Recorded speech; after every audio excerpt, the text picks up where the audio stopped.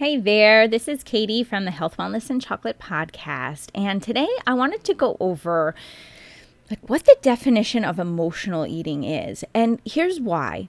I never thought I was an emotional eater because in my mind, I had envisioned emotional eating was when someone would hide in their closet with a bucket of chicken, fried chicken, and eat it all at one sitting.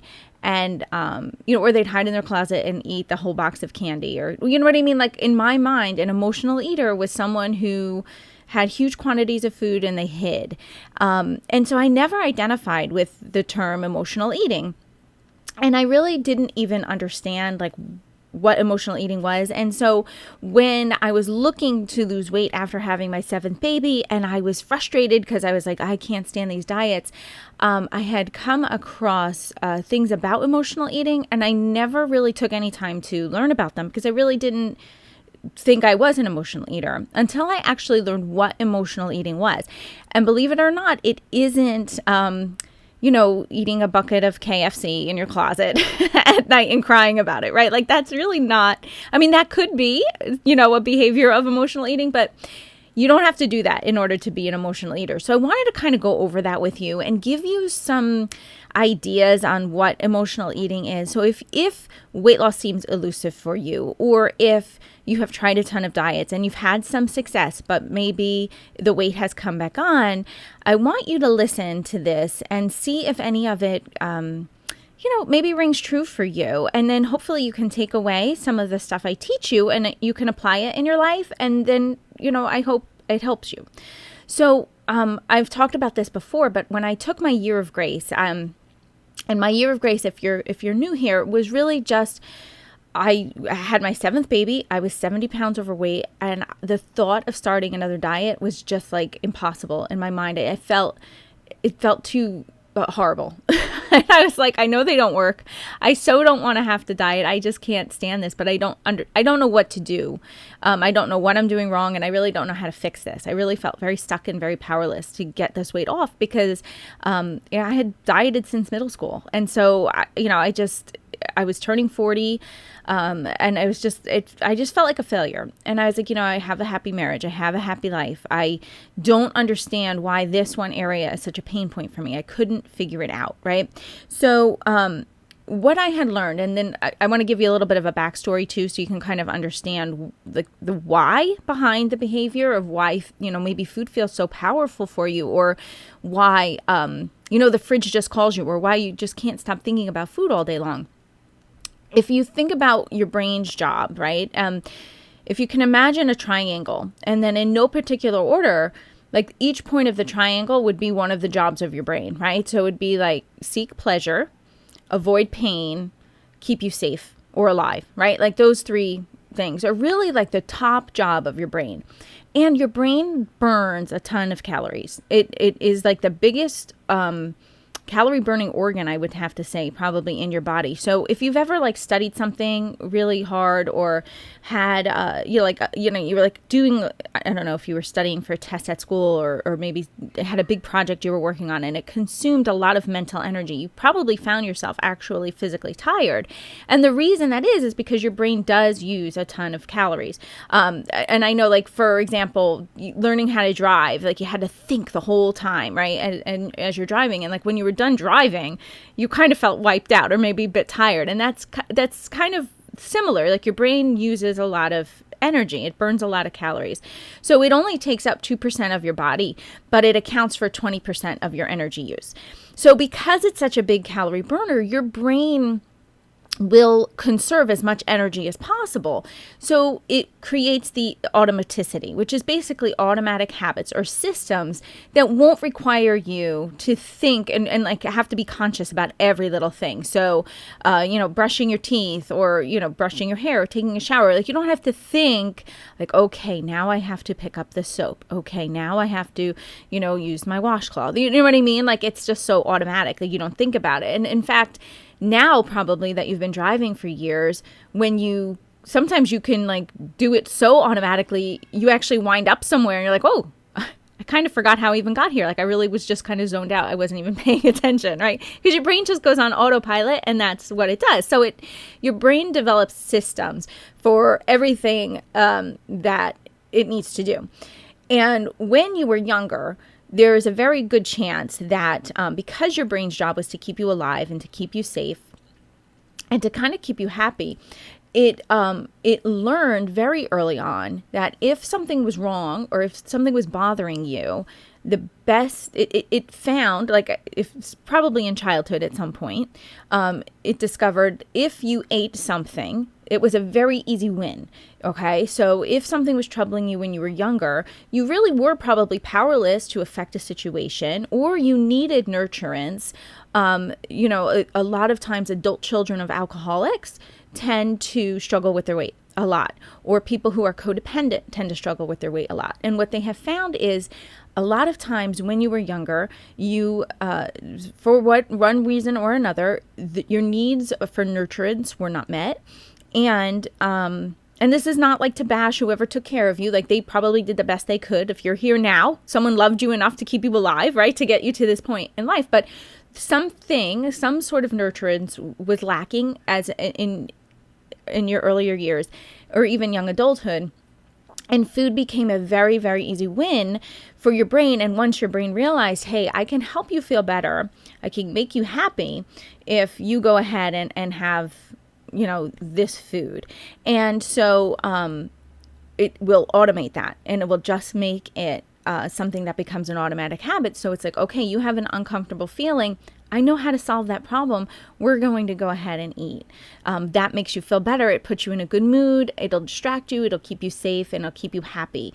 And so your brain will just do that. You will actually probably feel physically hungry. And I go into that too, where you have these two stomachs, like the phantom stomach and the actual biological stomach. But when you're an emotional eater, your brain will just really tell you and try to convince you in a way, and if you don't know that your brain is doing this, you just believe it, that you are hungry. And so you'll have an uncomfortable or unpleasant emotion, and all of a sudden you just want to eat something, or all of a sudden you find yourself crazy hungry, or the fridge feels impossible to resist, or you just can't stop thinking about food, or you've had a hard day at work and the drive-through is just like you can't stop. You can't help but stop, right? Like you just have to do it.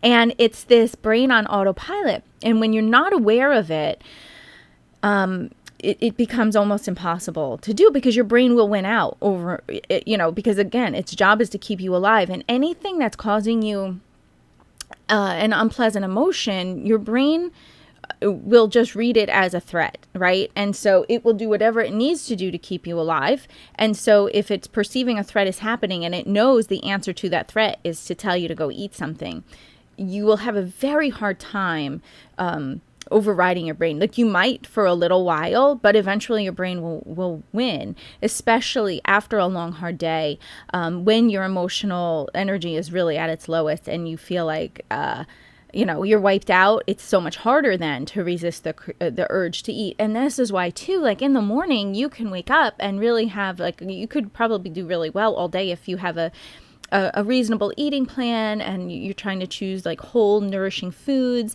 but by the end of the day, maybe by the time you put the kids to sleep, if it was a long and trying day, that might be when the hunger switch or the hunger dial gets turned up.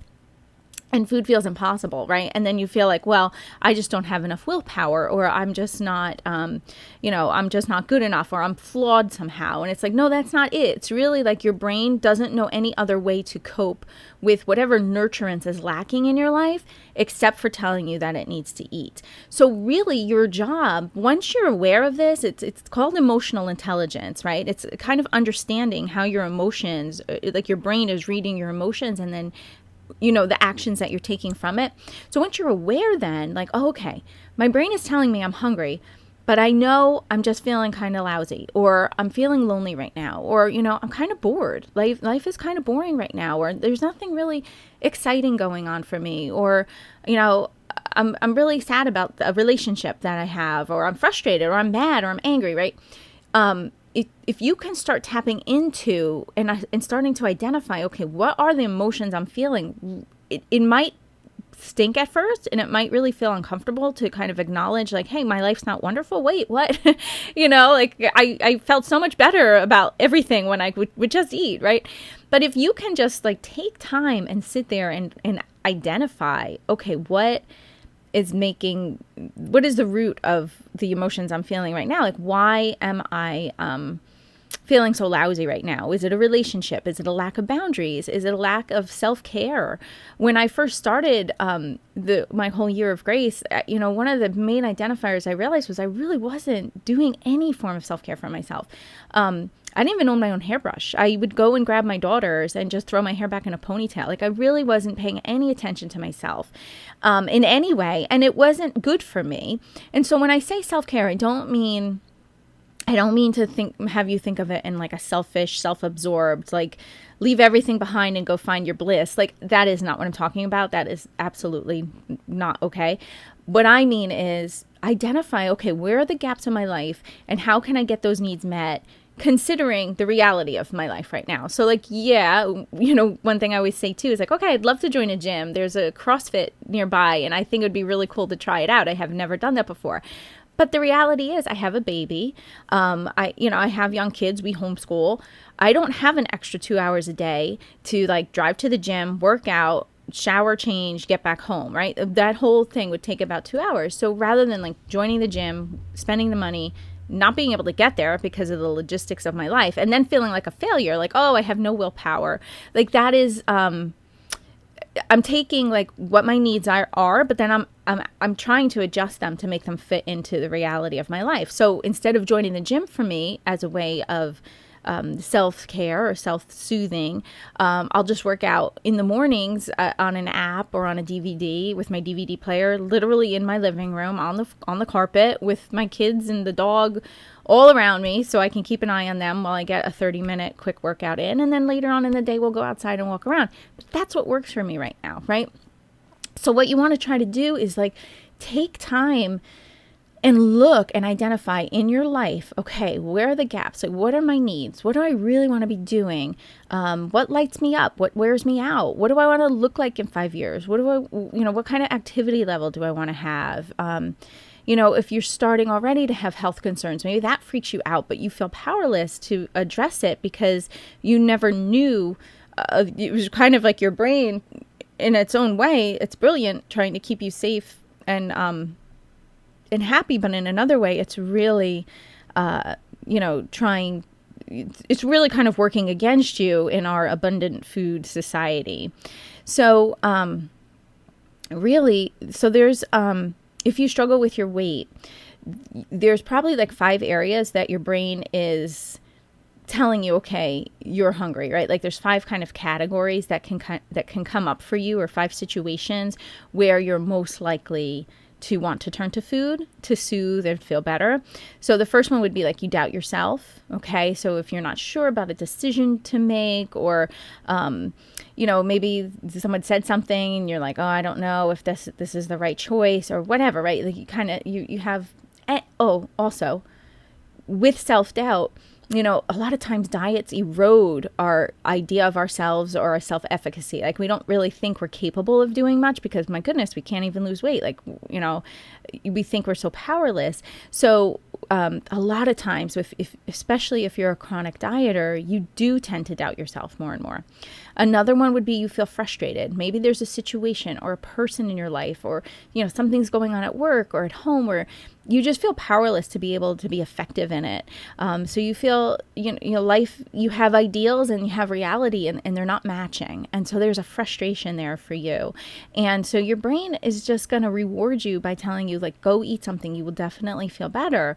And a lot of times it's like, I can't go do this right now because life is too busy, but at least I can eat these cookies, that kind of thing, right? That would be like a frustration thing. Or you feel vulnerable.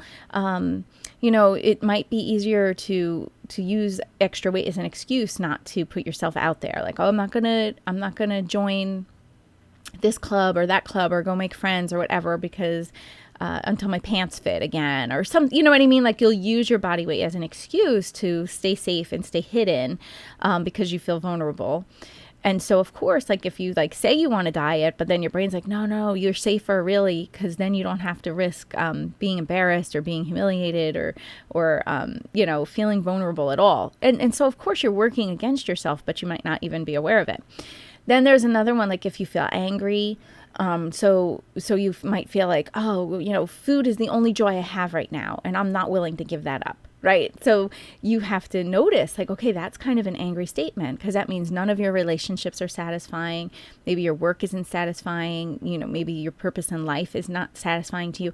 So it's kind of like a rebellious or anger feeling or situation that might be coming up for you, driving you to eat. Or the last one would be like, even if you're just lonely, loneliness is huge, especially now in the time we're living in.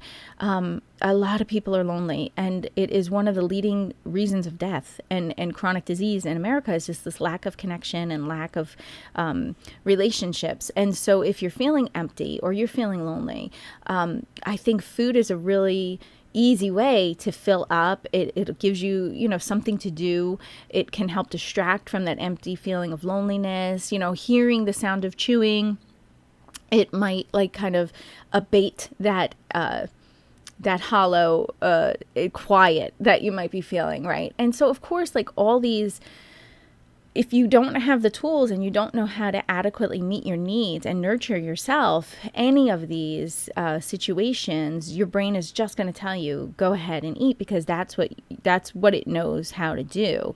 So, for me, when it was like 4:00 in the afternoon every day and I felt tired and I felt overwhelmed, but then I felt guilty because like I wanted a lot of kids and I wanted to homeschool. So I chose the reality of my life, but I still felt overwhelmed and I felt guilty about feeling overwhelmed. My brain would be like, go have a handful of chocolate chips. You'll feel better. Go ahead. And I didn't understand. I didn't have the awareness that this was happening. I just knew, 4:00, it's our chocolate time. And it wasn't until I was aware and actually like learned about emotional intelligence and how to raise my emotional intelligence that I understood like, okay, I'm really looking for comfort right now. I'm looking for soothingness because I am feeling overwhelmed. And I would recognize that. I would allow myself to feel overwhelmed and feel like, instead of trying to run from it and distract myself with the chocolate chips, I would acknowledge it. Like, yeah, I do feel overwhelmed. Well, sure, my husband's gone 15 hours a day. I have 7 little kids home and trying to homeschool them and, do all the other stuff with the house. And I am lonely, I want some friends around more often. And, like all these things, I allowed myself to look at it and be like, okay, well, now that I see it, rather than run from it, doesn't seem as scary. And like, what can I do instead? And how can I meet these needs I have? Instead of running away from them and just having food, what else can I do? How else can I fill the gap of my life? What can I change? How can I address this? And come from a place of power. Like, okay, in this situation, what can I do? There's a lot I can't do, but what can I do? And in every situation, you have a choice to do something, even if it feels powerless. And it could only be to change your perception, right? It might not actually be an action outside of you. It could just be an internal thought about it. But you can change something. And so when you take this tool of being able to, turn it around and see like, okay, what are my options? What's available to me right now? How can I make this work for me and help it support my health goals? That is where the power comes from. Like, that's where you get that momentum. And then food doesn't feel so compelling because it's like, I know what you're trying to do, brain. I get it. I get that you're trying to keep me healthy and alive and safe, but I'm not going to choose to eat right now. I'm going to choose to work on the emotions. And let me tell you, it's not always fun or easy to work on the emotions because maybe you'll uncover stuff you don't want. But you're never going to get to the finish line of like feeling comfortable in your own skin if you're not willing to kind of go through this and at least recognize it. Or maybe you'll have some success for a while, but then you'll just fall right back on the old habits again because you've never really addressed them or understood the why behind the drive to want to eat. So, in all these skills and tools, like, so once you start to learn this and apply it, then you start to build self-efficacy, because it's like, hey, I was able to resist those chocolate chips at 4 o'clock today. I'm like a superhero. I could do anything. And then you kind of can apply it to other areas of your life. And then you start winning, and that builds your self-esteem. It makes you feel more powerful. And it does ripple into a lot of different areas in your lives. And then you'll find like the weight will start to come off, especially if you always turn to food to feel better, and now all of a sudden you're finding out what's driving the negative emotions in the first place, and then you're coming up with strategies to fix those negative emotions, and you're not eating, you're naturally just reducing the amount of calories you're taking in every day, which will result in weight loss typically, right? And so you're not depriving yourself. You're just like learning a new relationship, and you're learning new ways to take care of yourself. And so that is like a really, really cool feeling to have. And I just wanted to end letting you know that this week is the last week to sign up for the Health and Wellness Blueprint for the year. We start a new 12-week session heading into the holidays on Monday, the 13th. And we'll be going through, I'll be giving you the tools to help you turn away from food, just like we talked about in this episode of turning away from the food and learning, like, okay, what do I do instead? Like, how do I make food less important? And how do I start to learn about myself more and learn what I need and fill up areas and ways in my life that don't require food, so that food's not so important to me anymore. And that is how you start to, get the weight off without deprivation. It's really kind of turning in and learning about how your brain works. So that's what we're going to be doing for the next 12 weeks. If you want to join us inside the Health and Wellness Blueprint, you can head over to healthwellnessandchocolate.com and check that out. And I hope you join me. I think it'll be especially heading into the holidays this year, especially if that time of year, the winter, the holidays, the stress from family, all the good things, like you can actually enter into that season from a place of power, understanding yourself more. So it's not that 5-pound holiday weight gain, or it's not that, the eating all that candy and the sweets because they feel irresistible and special for this time of year. Like all that can be addressed heading into that season, which would be really awesome for you to not have that, hanging over your head and then feeling like a failure and then making that New Year's resolution again to lose weight. So I would love to have you come and join me inside the Health and Wellness Blueprint. So just head over to healthwellnessandchocolate.com, and you can click on the bar right at the very top and get in there. The doors will close, and that will be it until the 2022. So I would love to see you in there and join me for those 12 weeks. All right. I will talk to you soon. Take care.